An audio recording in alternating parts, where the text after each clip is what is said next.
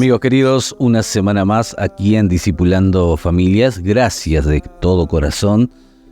Saber que estás ahí nos bendice, nos hace mucho bien y nos anima a continuar haciendo estos microestudios para poder reflexionar y aprender a ser familias fuertes en tiempos tan extremos como los que nos toca vivir.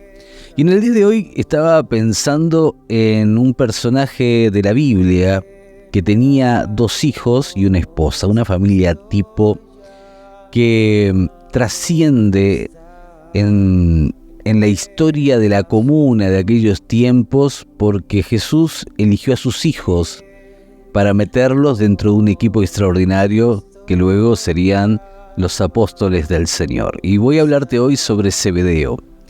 Dice Marcos capítulo 3, versículo 13 en adelante: después subió al monte y llamó así a los que él quiso. Y vinieron a él y estableció a 12 para que estuviesen con él y para enviarlos a predicar, que tuviesen autoridad para sanar enfermos y para echar fuera demonios. A Simón, a quien puso por sobrenombre Pedro, a Jacobo, hijo de Zebedeo, y a Juan, hermano de Jacobo, a quienes apellidó Boanerges, o hijos del trueno. Esto es, hijos del trueno, dice entonces el libro de Marcos. Y yo pensaba, imagínate esa conversación con papá Zebedeo, ¿no? Con el hombre en el cual de repente Jesús le dice a los muchachos, empleados de la empresa pesquera que Zebedeo tenía, porque Zebedeo, por lo que muestra la Biblia, era un hombre que se dedicaba a la pesca y le iba bastante bien, así que ahora sus manos derecha e izquierda, sus hijos,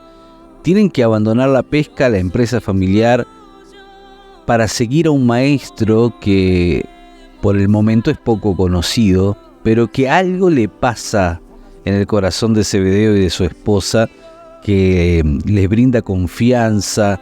Y yo me imagino que, porque todos los que hemos estado con Jesús hemos tenido esa experiencia de saber que cuando la cosa viene de Él, cuando Él está presente, es casi que innegable lo que nos pide, ¿no?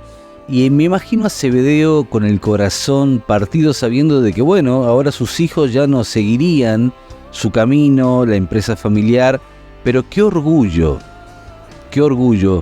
ser reclutado por el maestro. ¿Qué tiene que haber en el corazón? ¿Qué tiene que estar pasando en el corazón de ese padre para decir, mis hijos ya no trabajan conmigo porque ahora tienen una misión mucho más trascendente? Ya no pescan peces, ahora pescan hombres, están con aquel que hemos esperado toda la vida. Porque quizás vos lo podés procesar y decir, bueno, están siguiendo a alguien que no es muy conocido hasta esa instancia, un maestro más de la Biblia, del Pentateuco, de la Torá, de aquellos tiempos. Pero en realidad Zebedeo entendía que a sus hijos los había reclutado el Mesías, aquel que habían esperado por generaciones, por los cuales habían orado mañana, tarde y noche. Y ahora estos muchachos son parte de esta comitiva especial de los 12 apóstoles del Señor.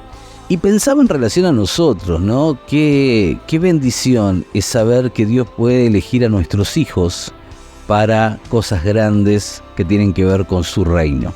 Hace unos días atrás en Casa del Alfarero tuvimos celebración del mes de la Biblia y nuestros niños comandaron las reuniones, empezaron a leer, a dar la bienvenida, y niños muy pequeños. Y yo observaba la cara de sus padres, ¿no?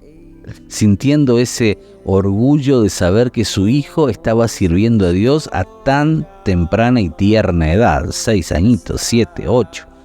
Qué orgullo es saber que nuestros niños pueden ser de bendición para otros, pero ser útiles en las manos del Señor. Yo me imagino que de esa misma manera Zebedeo se debe haber sentido sabiendo que Jesús estaba reclutando a sus hijos, que sus hijos tendrían un futuro eterno, que hoy, 2000 y pico de años después, estaríamos nosotros hablando acerca de ellos, que dejarían de ser simples pescadores para pasar a la inmortalidad como apóstoles del Señor, ¿no?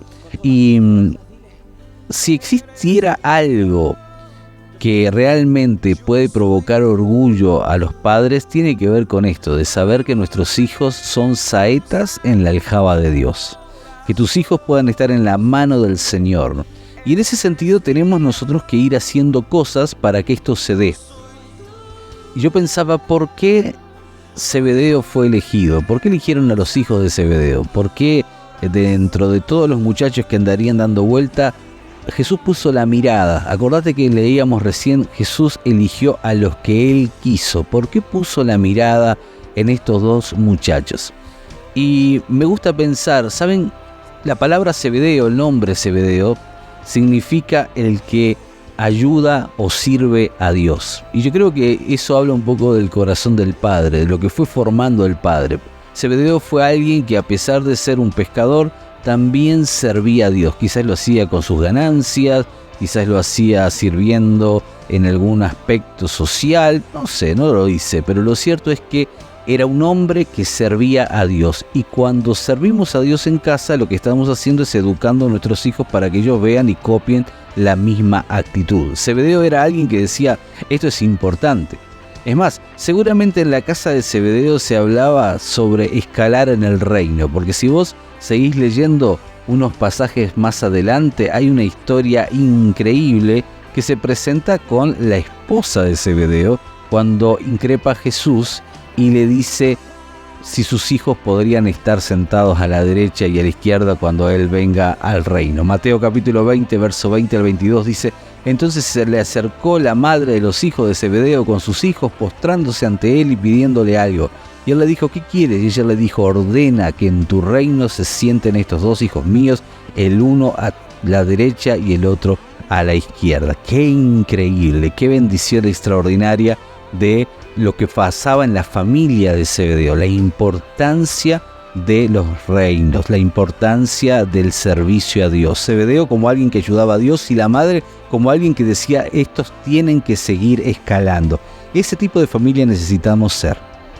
Hombres y mujeres que piensan que escalar en el reino de Dios, escalar en el sentido no de posiciones, sino de seguir creciendo y avanzando, es el éxito de la familia. Ahora, todo comienza en casa, así que tenemos que ser como Zebedeo. Seamos nosotros los primeros en ayudar, seamos nosotros los primeros en estar, seamos nosotros los primeros en poner la mano en el arado para que cuando nuestros hijos estén en la edad que el Señor les esté buscando, puedan estar formados porque nos vieron a nosotros caminando en esa dirección. Hoy te presento este desafío en Desafiando Familias y yo quiero animarte y desafiarte en este discipulado para familias para seguir creciendo y aprendiendo de su palabra.